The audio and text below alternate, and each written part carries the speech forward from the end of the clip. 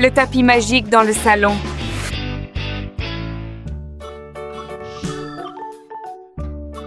Peppa et George jouent. Quand soudain, le tapis rouge commence à se tortiller.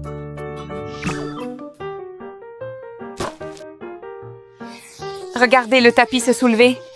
Un tapis magique directement dans le salon.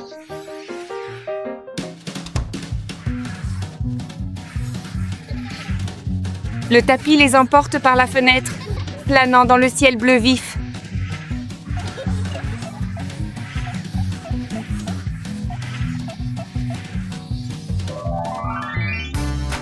Après un long voyage, le tapis les ramène à la maison en toute sécurité. Quelle merveilleuse balade!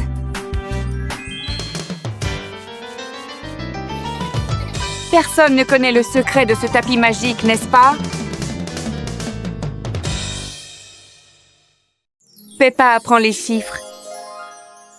Aujourd'hui, Peppa et George apprennent les chiffres. Ils voient les chiffres sur les blocs et les jouets autour d'eux. Peppa voit le numéro 1 et dit « C'est le numéro 1 ». Il n'y en a qu'un. George rit et hoche la tête en accord. Peppa et George voient 2 balles sur le sol. Peppa dit que c'est le numéro 2. Il y a 2 balles. Ils comptent ensemble. 1, 2...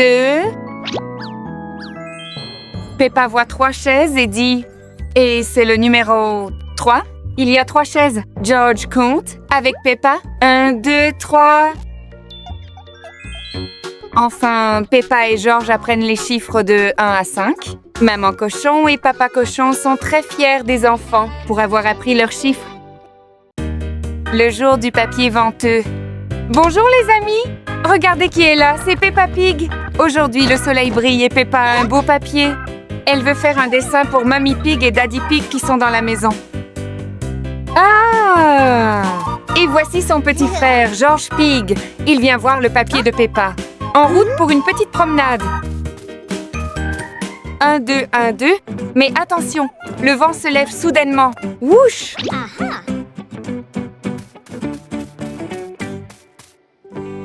Oh là là! Les feuilles volent et...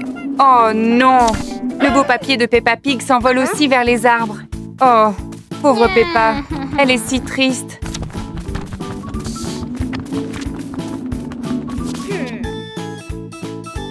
Mais attendez, le vent est très farceur. Paf, retour sur le nez. George Pig trouve ça très rigolo. Quelle drôle de journée. Chasse au trésor pirate de Peppa Pig. Peppa Pig et George sont couchés dans leur lit. Il est temps d'aller dormir. Papa Cochon leur lit une histoire au coucher. Sa voix est calme et douce. Dans l'histoire, la famille Peppa Pig devient pirate. Ils naviguent sur un bateau à travers la Grande Mer Bleue. Papa Cochon dirige le navire tenant fièrement Peppa Pig. Maman Cochon et George regardent à travers un télescope, à fouiller la mer. Papa Cochon fait aller le bateau plus vite à travers la mer.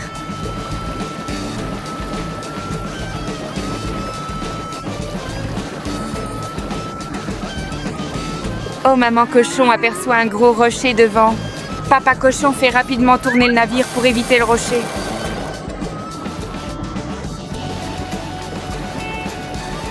Bientôt, le navire s'arrête sur une petite île. Tout le monde discute joyeusement pendant qu'ils explorent haut. George voit une clé accrochée à un cocotier.